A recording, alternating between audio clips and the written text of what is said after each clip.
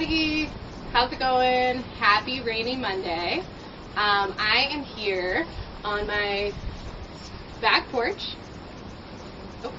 Hi everybody. Happy rainy Monday. I think we should be working now. I'm here on my back porch in West Roxbury, which is a neighborhood of Boston. My name is Sarah. I'm the program director with Barrington NatureLink. We're a nonprofit based in Lincoln, Mass, and working with the greater Boston community. Our mission is to enhance the well-being of children from low-income communities through a connection with the natural world. That can look like a lot of things. So lately, what we've been doing while schools are closed is this awesome virtual programming, which includes going live on Facebook every Monday and every Thursday at 11 a.m. Super excited to hang out with y'all today. Our theme is going to be springtime fun, and particularly because it is raining pretty hard, it's also really windy, as you can probably see. We are going to be playing around with some things that you can do in the springtime, some of my favorite things to do when it's raining outside, whether that's a kind of indoor activity having to do with nature, or something that actually involves getting out into the rain or using the rain. While this video is live, definitely want to encourage you to use the comments feature. You can either make a comment to answer one of my questions, or you can ask me your own questions. My videographer here will be monitoring the comments, and will try to relay most of the questions to me depending on how much time we have. So the first thing I want to hear from you is, what's the weather like near where you are? Like I said, it's raining and windy here, so I think if you're in the greater Boston area, there's a pretty good chance that it's probably raining. It's supposed to be like that all day. How we're going to spend our time is, first we're going to talk about some of the seeds that we've been starting here at my apartment that are going to be growing into little vegetables, herbs, and flowers. We're going to talk a little bit about the process for how you can grow your own seeds, and different types of materials that you can use depending on what you have in your recycling bin, especially if maybe you're not going out to a store right now to buy certain stuff, or you didn't already have certain things. And then we're going to be spending some time creating some fun projects that really allow us to get creative using the rain. So the first thing I want to talk about is, as you can see, there's these black trays in front of me. What do you think is coming out of these black trays? There's some green stuff sprouting out here. Like I said, it's vegetables, herbs, and flowers. If you have any guesses as to what I might be growing, you could shout them out in the comments. So these trays, most of these seeds I'm actually growing to transplant to the garden at Farrington, because where we work, we have a big piece of land that we're really lucky to work on, and it includes a garden. So what I've been doing is I planted these seeds indoors, most of them within the last few weeks, and since it is nice and warm inside my apartment, it's almost like a little nursery where the seeds can start to grow before I transplant them outside in the garden, which I won't do until mid-May, when it's a little bit warmer outside, the air is warmer, the soil is warmer. Because some of these might do okay if I were to put them right in the soil right now. Most of them might, but I have a lot better chance of having them grow nice and big throughout the whole summer and maybe into the fall if I start them inside. So I just said a word, transplant. Can anyone guess what that might mean? Feel free to leave a comment. I'm going to give you a little bit of a clue. Like if I were to take this little seed that I started here, this one is cilantro, which is an herb, and I popped it out of the tray, and then I dug a little hole in the ground, and I planted it, buried it with a little bit more dirt, that would be transplanting. I wouldn't do that quite yet with these. I want to let them grow a little bit more. So I'm going to show you what I do have going on here. So this is cilantro. Each one has mostly 2 rows, going back that way. We have calendula, which is going to be a flower with yellowy orange petals, and it's known for being medicinal, so it's been used for a long time to treat things like inflammation. So you could use calendula if you have like a swollen knee or something, for example. This next one, yarrow, is another medicinal plant. So it's got these really tiny little seeds towards the back that are growing really close together. This next one is lemon balm, which is an herb. It kind of looks like mint, and it has like a lemony flavor. It's really nice for tea or for cooking. We have sage, which is another type of herb. I was really excited to plant these in the garden at Farrington because they have a really nice, like, soft, kind of feel almost like fabric or like suede or something. It's nice to touch. And then this is bergamot, which is a flower that has a really nice scent. They're going to be like pinkish purple, and they're also nice for making teas and stuff like that, which we love to do at Farrington. So a few more things here on the next tray. These are ones that I planted or started to actually keep at my apartment because I like to, I don't have a garden here, but I do have a bunch of pots that I like to grow herbs and maybe tomatoes in. So I started these more recently.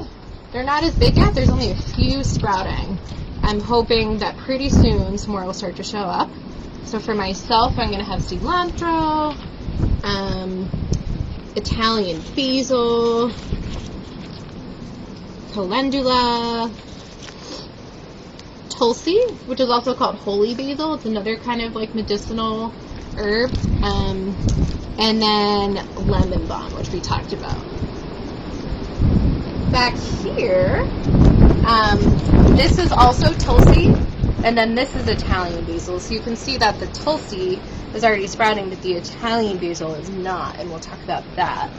And then finally over here, these are some kind of bigger pots that are made out of what almost looks like kind of like recycled paper that was ground up into a pulp. And these have gourds growing in them. So we're going to be growing those at Farrington this year and then taking them through a long process of drying them out so that eventually we can use them for another activity with kids where we can paint the gourds or maybe even make like musical shakers out of them. We have a lot of cool ideas. So you'll probably notice that some of these little tiny squares are sprouting already and others aren't. Why do you think that is? Leave me a comment and let me know your ideas. You might want to think about what do plants need to survive, right? They need water.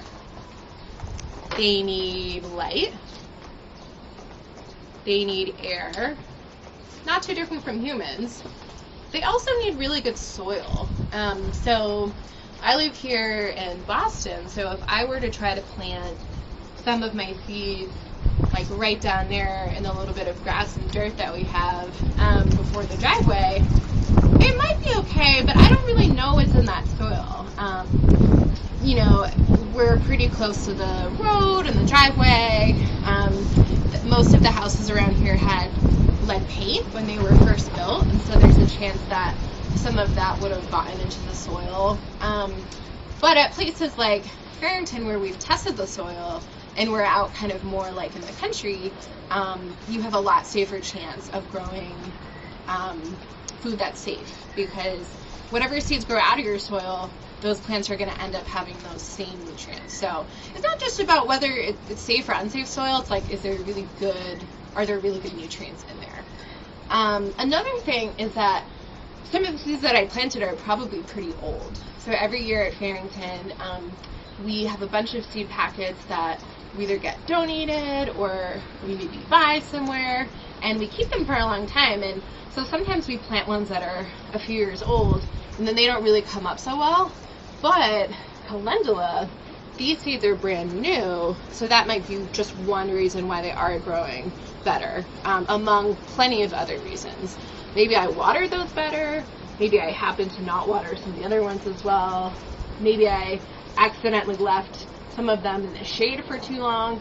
And also, like I said, some of these have already been growing for several weeks, so they've had more time to grow, whereas others were only very recently planted, like the gourd. So plants do have this time called germination, which kind of means like the time in between once you plant the seed in the dirt and when it starts to sprout up. So some of them have a longer germination period, so it's probably okay that they haven't actually sprouted yet. Like you can see that this gourd is just getting its first teeny little sprout, which I'm excited about. Alright, so let's do a little demonstration of how exactly I got to have these sprouts happening. It's actually perfect because this week I was planning to start some seeds anyways for the garden at Farrington. I'm going to be planting a couple things this week, and I'll maybe just demonstrate one of them. This is called nasturtium. So you can see a picture on the bag of seeds, and they're actually edible flowers. These grew amazingly in the garden at Farrington last year. They took over. And you can pick them right off as long as they're clean. And they're spicy. They actually taste kind of like peppery. So what I'm going to do, I have some soil behind me. All I'm doing here to scoop it out is this is an old mug that was getting kind of like rusty, so I didn't want to drink it out of anymore. I said it'll become my dirt scooper. This is soil that we bought at a store. A lot of places sell soil. You could probably get it at the grocery store. Maybe even a garden center if you're able to get somewhere like that. Costco probably sells soil. So I'm just shaking it on top of the rows that I want to fill, which are these ones. I'm going to try to fill the holes in the tray like mostly to the top. And then when we're done, we might cover it in a little bit of extra soil. Don't forget, if you've got any questions, feel free to shout them out. Answer them as we go. Alrighty. And then, I don't know about this one, but sometimes, yep, on the back of the seed packet, you probably can't see, but it'll actually say seed depth. And what that means is that's 1/2 inch for nasturtiums. It's like how far down into the dirt should you be planting your seed. So I don't really do it as an exact science. I find that like generally kind of works, but what I've been doing is I just poke my finger in, make a little indentation. I chose nasturtium because these seeds are pretty big, so I was hoping that they would be easy to see on camera.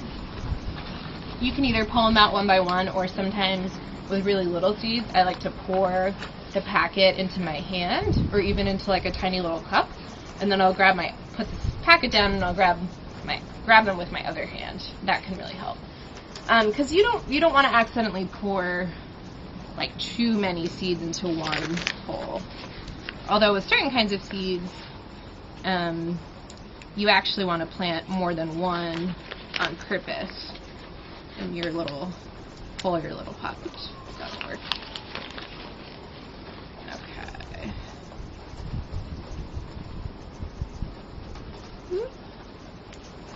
I'm going to try pouring these out into my hands here.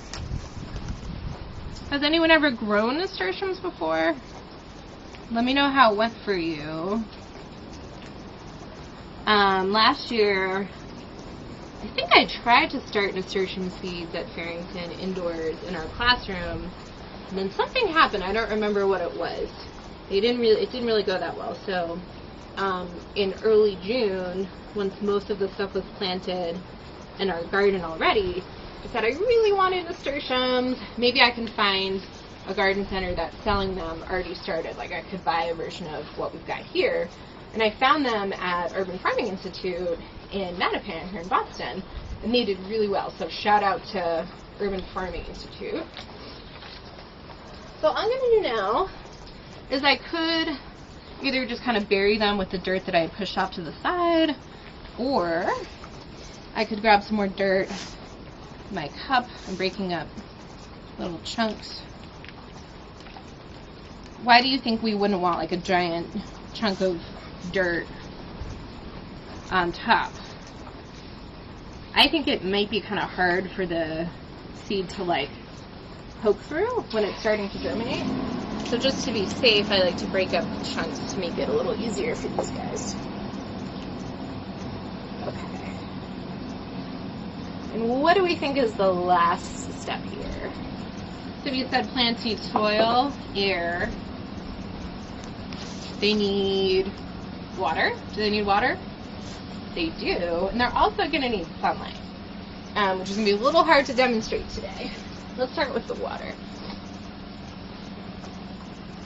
You could use a water bottle, you could use a cup, you could use a watering can. And I am watering all of my seedlings pretty much every day. Sometimes if they don't look like they absorbed a lot of it, like if it wasn't very sunny one day, or if I accidentally overwatered them the day before, I might skip a day. It's really important to not like drown your seeds and overwater them. So in terms of sunlight, today we're probably not going to get a lot of sunlight. That's okay. But on the days when it's been sunnier, I've been making them put them near a window so that they can get plenty of sunlight. And we have had a few days where it's like been super warm out, like in the 60s. And I've been putting them on my front porch, letting them get some real sunlight, not even through the window. So, before we change gears a little bit, I did just want to show you some bigger vegetable plants that I've already got going over here. These plants I didn't grow myself. I bought them from a farm nearby here on the border of Jamaica Plain and even called Allendale Farm. Shout out to Allendale. And I did that because I didn't have kale and lettuce seeds, and I thought, well, if you're going to be stuck at home, it might be kind of nice to have some kale and lettuce to be able to keep eating, growing all season. So, it's our kale here. This is our lettuce. The lettuce especially has definitely grown a lot. It was probably only as big as the kale when I first got it a few weeks ago. I haven't really been eating it yet. I want to get allow the leaves to get a little bit bigger. So, I do want to show you just a couple things before we move on to some of our rain-related activities. We've got maybe like 10 minutes. So, what do you think you would do if you didn't have these like black trees? I got these, I think, probably at a garden center. You could probably also buy them online. But if you didn't have that, you've got plenty of options. So, one thing that you can do is, I found this toilet paper tube this morning, and I was like, oh, that would be a perfect thing to show. So, real quick, you could probably just put this on top of like a saucer or something, as is, and just put dirt in there, and then when you water your plant, the water would just run off like onto the saucer or something. Or you could cut the ends of this, just cut it into like some little tabs. I'm only going maybe like an inch up, not the whole way. And then I could bend them in, almost like I'm wrapping the end of a present or something. And then they kind of stay. You could tape it if you wanted to, you don't have to. And then that creates like a little bottom. Your water will still kind of leak out the bottom, but not quite as much if we didn't create that bottom. So that's one option. Yesterday I finished a carton of eggs, and I was like, oh, cool, I should save that for seeds. So can't you kind of picture like putting dirt in each one of these? You could even use this side, and it just wouldn't be separated. Perfect. Another thing that we've done with kids at Farrington before is we've taken newspaper.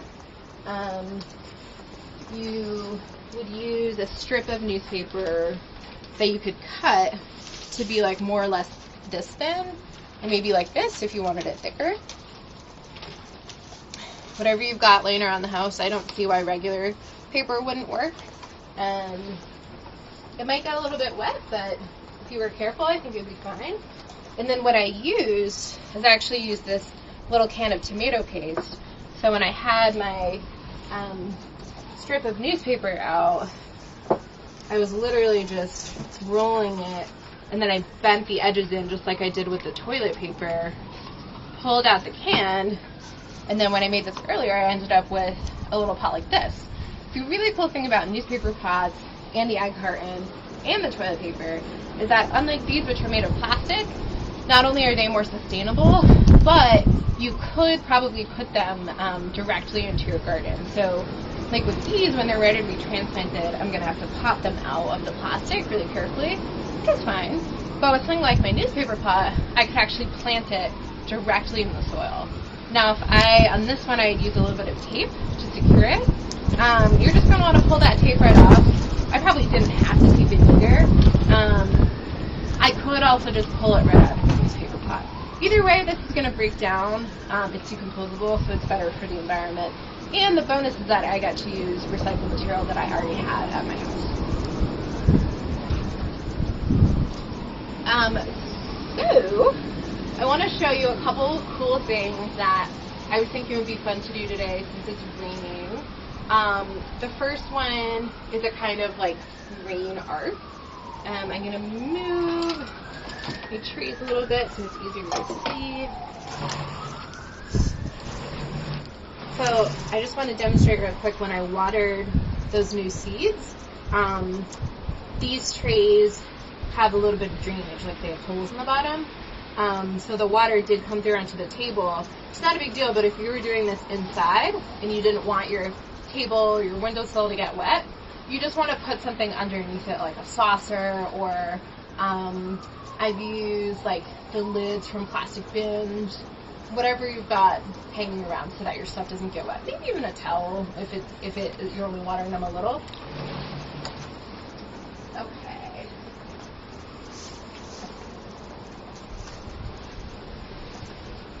So with my rain art over here, this is just one example of something that you can do.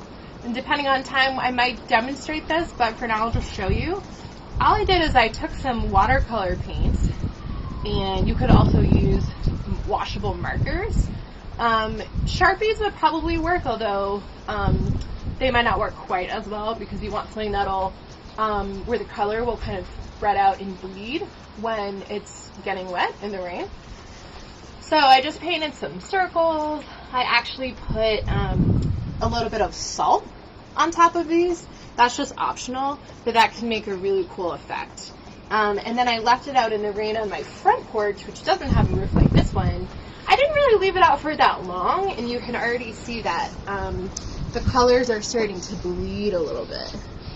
If I had left it outside for a couple hours, it probably would have had an even bigger effect.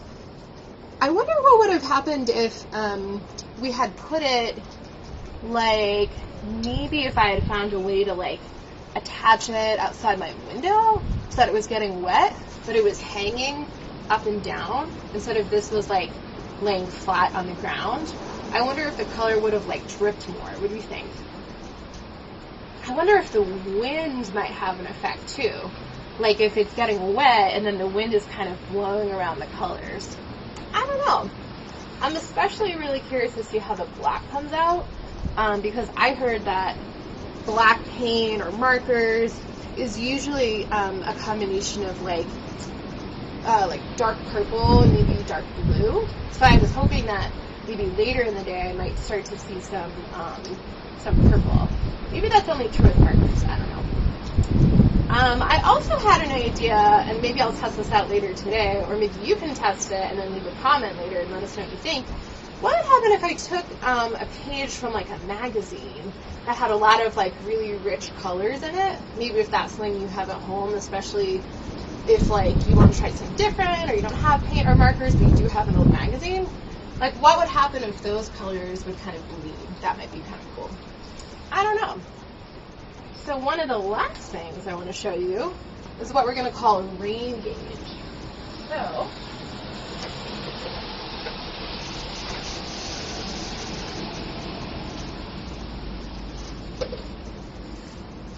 what I've got here is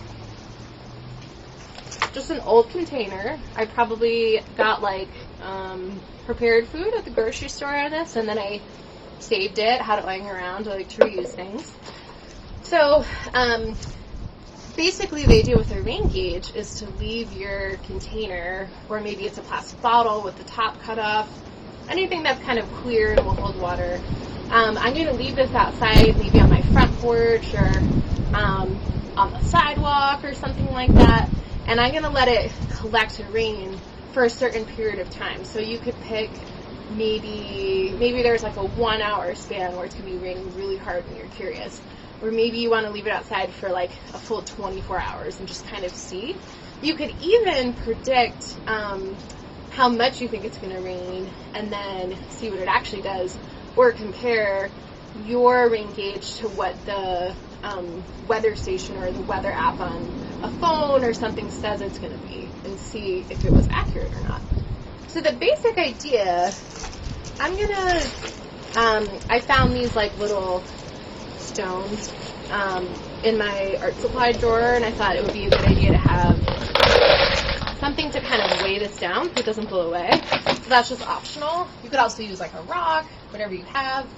It's a good idea for whatever you're using to be more or less like even on the top, not perfectly, but like I wouldn't want to put, say, like that tiny tomato paste can, because then it just wouldn't work out. So I'm going to take my marker, I'm going to use a Sharpie, and then I'm going to use my ruler to kind of measure here.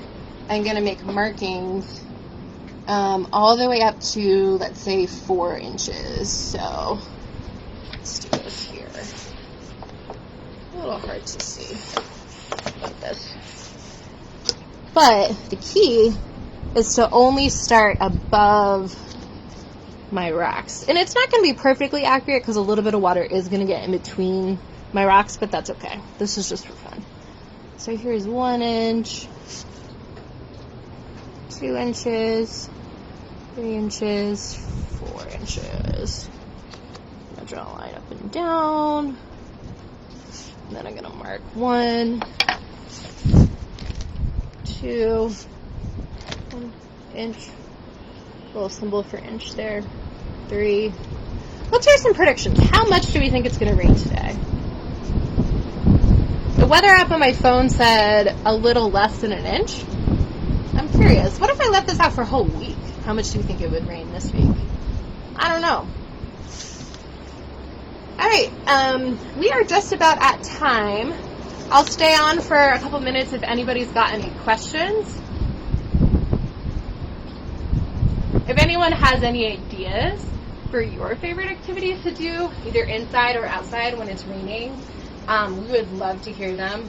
We're always looking for fun things to do in the rain with kids that come to Farrington for field trips, or when we go to their schools for after-school programs. You would really help us out if you had any cool, like, nature-related activities that you like to do. Do we have any questions? Someone asked a question, are you growing flowers or herbs? Am I growing flowers or herbs? I'm growing both. So something that we really like to do at Farrington is an activity called complement tea. So the idea with that is that you take some kind of flower or herb that you could make into tea, and you can either do it when it's fresh, like if you just pulled it right from the garden, or if you picked it and then you let it dry for a few weeks, and then you put it dried into a little empty tea bag. And then everything that you put into your bag, you have to give yourself a compliment. You have to tell yourself something that you like about yourself. So we like to grow lots of different flowers and herbs for that activity. Also just to taste and kind of give kids a chance to check out different things. So among the things that I showed, let's see, what are herbs? Most of them. Cilantro is an herb, lemon balm, sage, and the Italian basil and the tulsi are both herbs. And then for flowers, we've got bergamot. Wild bergamot is also called bee balm, if that sounds familiar. Yarrow and calendula are flowers. So I guess actually, oh, and then the nasturtium, which we just planted here, that's a flower. So gourds are really the only one that's not a flower. And later this week I'm going to be planting or starting a few other seeds like squash and cucumbers, and those are vegetables. That I think that they don't need quite as much time to sprout before you can transplant them. Any other questions? Someone said, my guess is that it would be more difficult to separate the root systems if they are in one big tray or when you replant them into open soil. Yes, absolutely. I'm so glad you mentioned that. It would be a little bit harder. So, like when we were looking at this egg carton over here, and I had said that you could use either like these little parts that are kind of separated or this one big part which isn't really separated. I've also sometimes just taken like a plastic bin when I was kind of running out of places to plant seeds. And it was a little bit harder because the root systems all kind of grew together and they were more delicate. A benefit of having them in little individual compartments is that the roots don't grow together really. Maybe in here they would. And it's a little bit easier to pop them out without like disturbing the plant a lot when you do go to transplant them. What is your favorite vegetable? That's my favorite vegetable. I really, really love like super delicious ripe tomatoes. Like tomatoes that were just picked. They've been in the sun. I don't really like tomatoes that were grown like, far away. They were picked unripe and then they were shipped to the grocery store to ripen here. They don't taste very good. I also really like sugar snap peas. They're so yummy. Either raw or like a stir fry or something. So good.